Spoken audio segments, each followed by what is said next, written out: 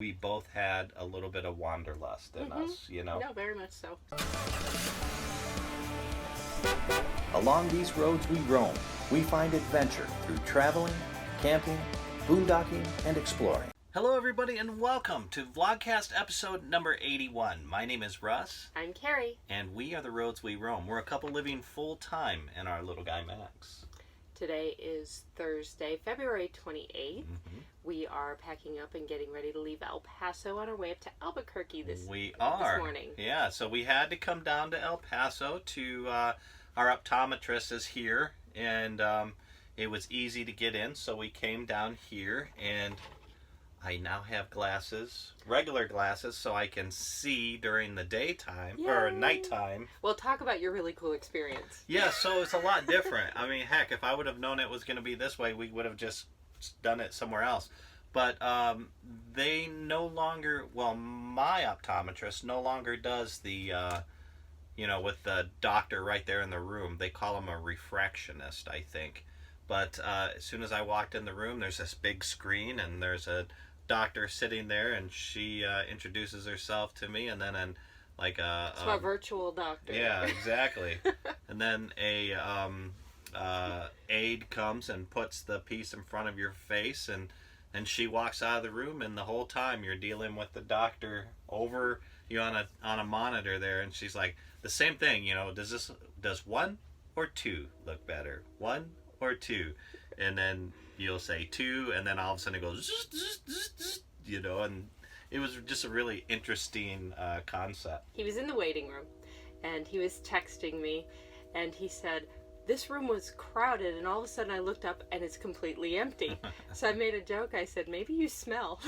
and he said, maybe I have that nomad smell, but since you're nomad too, you wouldn't be able to tell. No. You smell too. Well, an interesting thing was I hadn't been around that many people in a very long time in a closed setting. Now, we were at the RV Tampa Super Show, but that was outdoors and walking around, right. So you really didn't feel confined with that many people in there. But there were so many people in there, I felt really confined. I felt kind of freaked out. I hadn't been around that many people in a long time.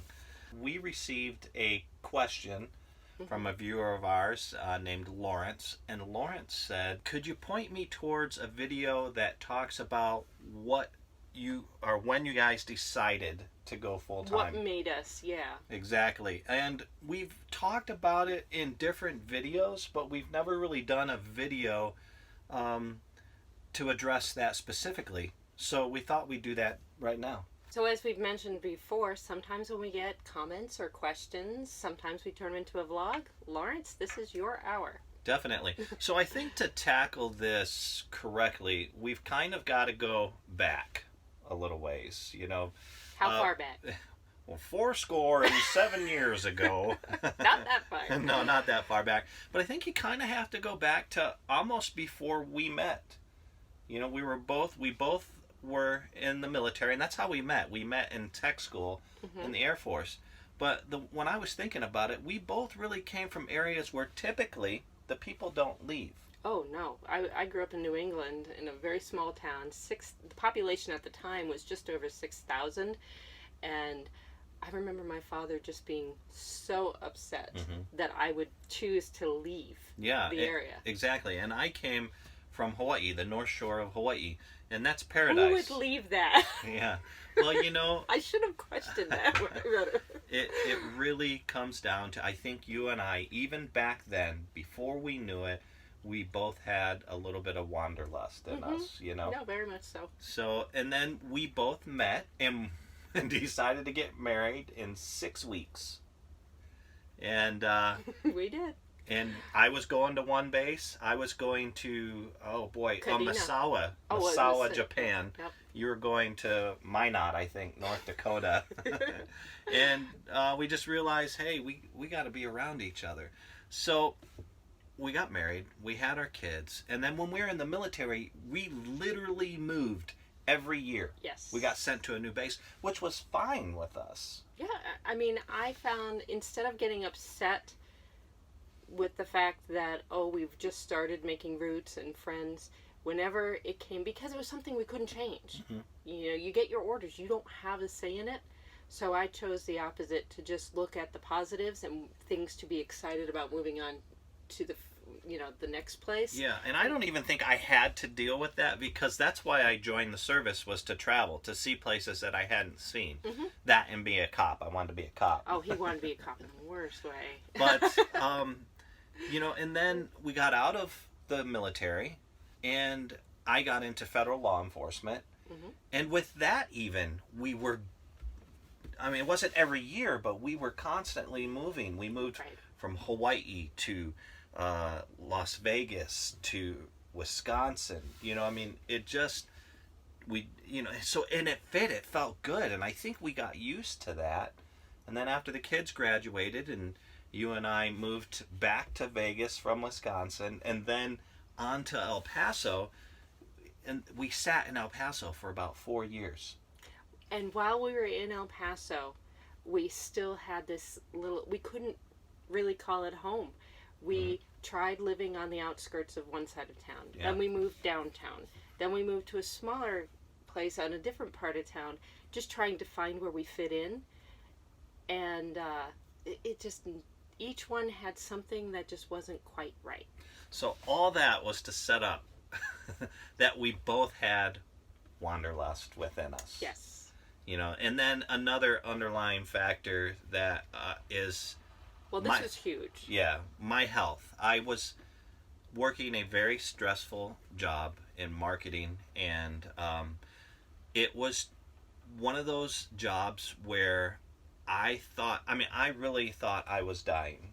I was going through so much stress. It sounds dramatic, but it's true. I would be short of breath. I would be lightheaded. I always felt like I had something in my throat. Your weight would fluctuate. Yeah.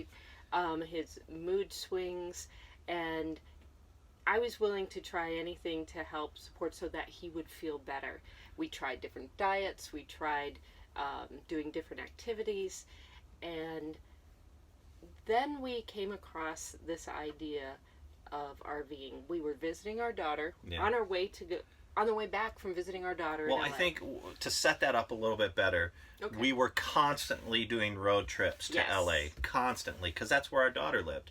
So we would go 4 or 5 times a year to LA. Yep. We had the 2 dogs. We had Billy, we had Abby, and we wanted, it was ridiculous, the hotel rates that we'd have to spend, you know, with the dogs. We'd have free rooms because Carrie traveled a lot for her work, but we'd still have to pay $75 fees for the dogs. So we started thinking about it. You know, it would be nice if we had an RV or something. Then we could just camp and we wouldn't have to worry about it. And then we came to the area where Carrie was talking. One day on the way back, we discovered a podcast. Yeah, we saw an RV, and it reminded us that we had talked about this on numerous occasions, and we still had 10 hours left on our drive home. So we decided to search for podcasts, and we started listening to one after another after another.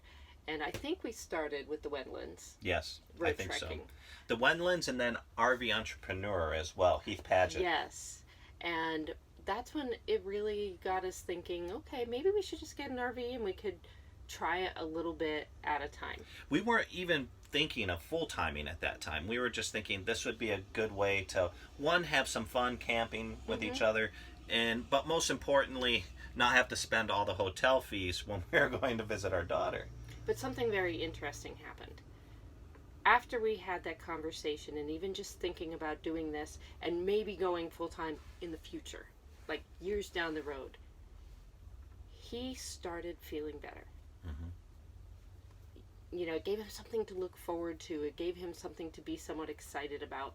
And the more we thought about it, we thought maybe we could do this and make it happen. Yeah. We both had skill sets that we could work from the road.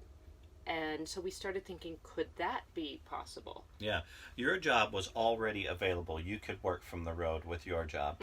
My job, I had to sell it to my boss. Yes. So once we decided that this is what we wanted to do, I started laying the foundation. And to be honest with you, because we go back to the health situation, I wanted to get out of a lot of what I was doing, but there was a lot that I really enjoyed, and I really do enjoy the people that we've been working with. So I kind of scaled back what I did, and I was able to work as a contractor for my company. And you know what's funny is as soon as we went on the road, like Kerry said, I started feeling better when this became an option and we started talking about it. But within a week of us hitting the road, for the past 4 months now that we've been on the road, I've not been lightheaded once. Right. I've not had that I can't breathe feeling. The flutters with your stomach where you thought you'd have a heart attack. Yeah. So this lifestyle is so conducive for us. And we've been working nonstop. I think we work more now than when we did with our other lifestyle. Exactly. But for us, it really came down to we accelerated our decision. I kept pushing and pushing. We were not supposed to leave until March of this year. Yeah, we would have still been at the other house right now. Yep. But as soon as he realized it was somewhat viable, he kept bumping it up further and further. And the mind is such a powerful thing. It is. That even if I thought, Russ, it's all in your head, and if it was all in his head, it's still in his head. Yeah, that's the thing. If it's in my head, or if it's in your head or anybody's head, it's your reality. Mm-hmm. It's real to you. We have family members that suffer from anxiety, and they know very well that anxiety, and I think that's what I was suffering from too, is anxiety. It manifests itself differently, but they know full well that it's just anxiety and it's just in their head. But the fact is that the mind can take something that is in your head and make it physical. And this has been the best decision I think we've ever made. Now, we had to learn everything. So that was kind of stressful, but it was a different stressful. It was stressful, but it was exciting and it was challenging. This is a whole new world for us. Mm-hmm. We'd never owned an RV before. We had rented an RV once, years and years ago, just to drive cross country. So for 4 days we had it. That's right. Yeah. It was a Class C. And even that, I don't think we ever bothered with any of the hookups or anything. No, like that was too daunting. So I think in short, that was our story. I don't know. Did I leave anything out? Is there anything that you can see? No, I think we've talked before about how when it's right for you. We were not tied to a specific place. And we did what we felt was right for us. And we've found, thankfully, that this seems to be a good fit for us. Yeah. Here's the deal, too. You can really... There's a lot of what-ifs that go into this. If you're passionate about this and you think that this is something that is going to work for you and you've really done your research, because we didn't just jump into this. it seems like we did, but there was about a good 9 months where we were talking, we were researching, we were reading, we were soaking everything. Rebudgeting. Exactly. So we could meet those dates every Yes. time I pushed it up. But really, I think if this is something that you're serious about, you're passionate about, you've done your research, you've done your, you know what you want to do, this is something that you should just do it. Do it. Because the term that I've heard a lot when we were researching this was paralysis analysis. Mm-hmm. Well, what about this? Or what if this? What about this? I think if you and I had sat there and worried about all the what ifs, and thankfully we didn't know everything that we thought we already knew, because there might have been a little bit more, you can research paralysis and still not know anything. But go in there, and my biggest suggestion is just make sure you have a little bit of a buffer, because you can do all the research in the world and you're still going to find that there's stuff you don't know. But that's what is appealing to this life about it for me, is that we don't know everything that we're getting into. But I was able to create a little bit of a buffer for us so we can have those learning curves. Exactly. So along with that, there's all the stresses of downsizing. We've got a vlog on that. Check that out. Kerry has some very good information on downsizing. All right, guys, so that's it for now. If we missed something, if you want to know something, feel free to ask us. You can put it in the comments below, or there are multiple other ways to get a hold of us. Yep, we're an open book, and we're trying to be available for you wherever you are. You can get a hold of us always at theroadsweroam.com, either through our contact page or the little orange tab that says send voicemail. You can also reach us at Facebook, and we're on Pinterest, Instagram, and Twitter. And you can follow along on our podcasts via Spreaker and iTunes. And those are the audio versions of all of our vlogs. Yep, we are everywhere. We're trying. All right, guys, that's it. Thank you so much. We'll talk to you later. All right, thank you, Lawrence. Bye. Bye.